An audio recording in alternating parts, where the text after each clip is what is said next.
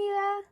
Ya mira, vamos a hacer un repaso de filosofía, de la metafísica y de todos los conceptos para que estemos claritas para el certamen, ¿ya? Hola amiga, ya estoy lista. ¿Podemos partir explicando qué es el método de la filosofía? Ya mira, primero para que entendamos la metafísica, primero tenemos que entender cuál es el método de la filosofía. La filosofía se basa en las experiencias, en cómo nosotros observamos la realidad. Y más que nada, a través de nuestras experiencias obtenemos datos sensibles. Estos datos sensibles, a través de cómo nosotros observamos la realidad y a través de un proceso de abstracción, logramos a través de nuestro razonamiento e inteligencia poder generar juicios universales o principios que nos van a ayudar a captar la esencia de las cosas y también nos van a permitir entender cuáles son las diferencias que hay entre las cosas y también qué es lo que tienen en común.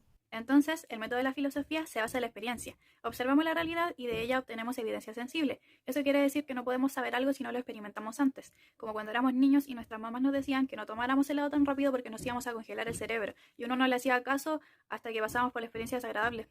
Sí, eso resume súper bien lo que es el método de la filosofía. Así que como ya sabemos cómo funciona, ahora podemos empezar a hablar de una de las ramas de la filosofía, que es la metafísica, y es de lo que se trata este certamen. Siempre nosotros debemos ser conscientes de que en todo momento nos estamos preguntando por ciertas cosas, tenemos ciertas dudas, no sabemos cómo darle respuesta.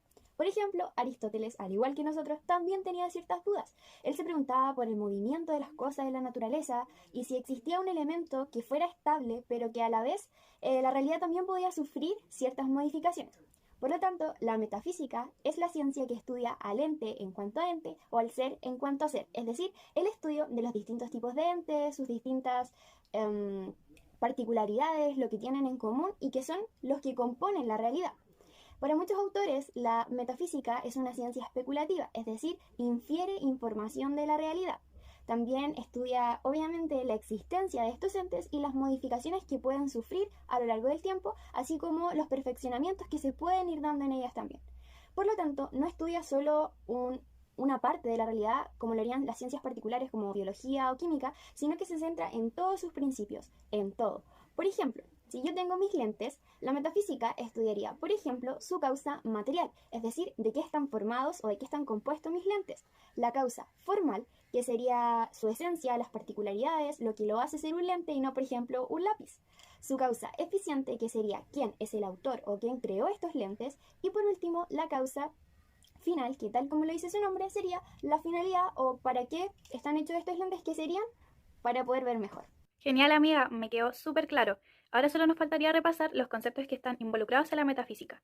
Mira, aquí en mis apuntes los tengo. Son ente, esencia, substancia, accidente, potencia, acto, materia y forma. Exacto, como ya sabemos los conceptos de qué es la metafísica, cuál es el método de la filosofía, podemos empezar a hablar de los conceptos asociados a ellas, como tú dijiste. Y de hecho, tengo acá un Power con todos los conceptos que necesitamos saber. El ente es el ser, el sujeto u objeto, la sustancia, que puede sufrir modificaciones y constituye la totalidad de esta y al mismo tiempo también todas sus posibles perfecciones, sus modificaciones. Por lo tanto, remite a lo que es, existe o también a lo que puede llegar a existir. Es un concepto que trasciende lo material, ya que un ente puede ser tú, un patito de hule, una silla e incluso la raíz cuadrada de un número. Otro de los conceptos muy importantes de acuerdo a la metafísica es la esencia.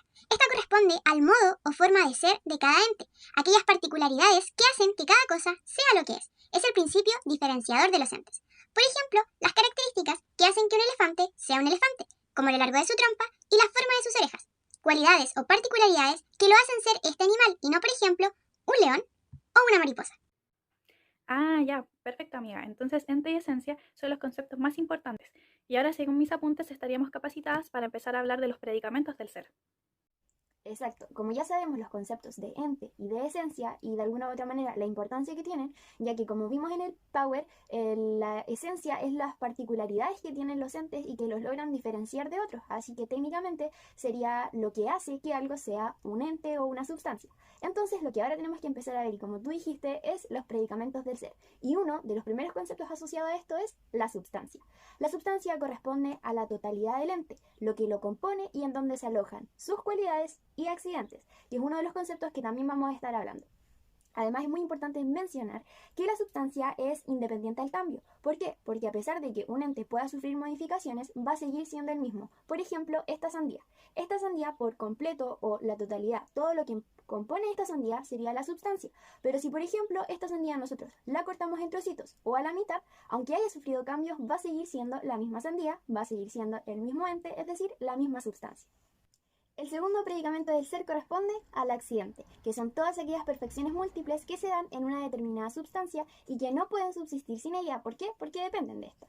¿A qué me refiero con esto? Por ejemplo, si yo tengo una botella, la totalidad de la botella vendría siendo la substancia, pero todo lo que tiene la botella, por ejemplo, su color o la textura que tiene el vidrio de lo que está formada, vendrían siendo los accidentes. ¿Por qué? Porque no se pueden dar sin la existencia de esta botella. El color verde o la textura del vidrio no se pueden dar por sí solos. No podemos ver solamente el color verde o la textura del vidrio por sí solos, sino que necesitan de una sustancia en donde se pueden alojar y en donde se puedan manifestar de alguna u otra manera.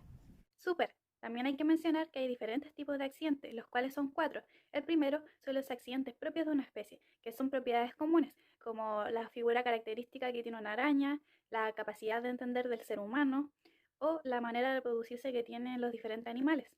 El segundo son los accidentes inseparables, que se realizan en cada individuo, como ser alto o bajo, como el color de pelo, el color de ojos, los lunares, entre otros. Número 3. Accidentes separables. Son los que afectan al ente solo transitoriamente, como por ejemplo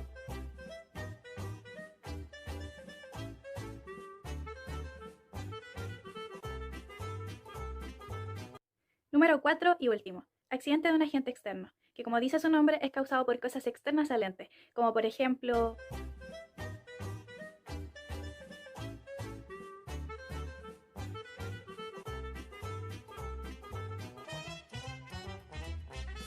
Ahora podemos pasar al tercer predicamento del ser, que corresponde a la potencia. Esto corresponde a las imperfecciones o la capacidad que tienen los distintos entes de ir perfeccionándose a lo largo del tiempo.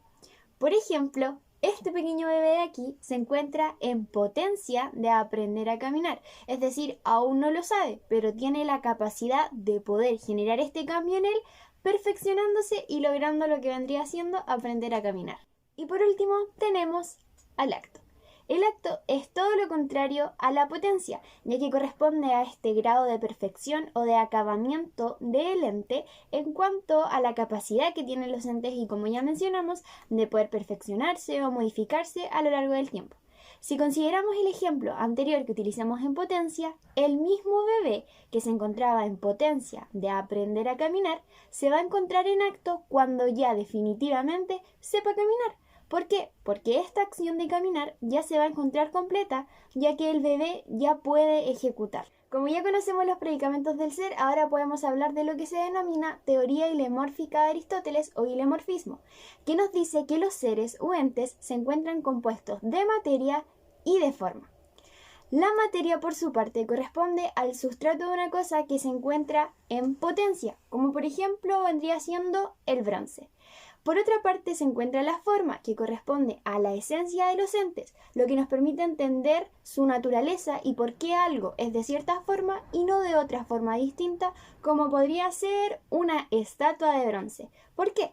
El bronce, que en su momento fue solamente potencia, es decir, se encontraba en potencia de ser algo, era solo materia, ahora se transforma en una estatua de bronce que es lo que ya tiene forma. Ok, con todo lo anterior, podemos concluir que la metafísica se basa en las evidencias que obtenemos de experiencias, como las que vivimos en la cotidianidad del ser humano.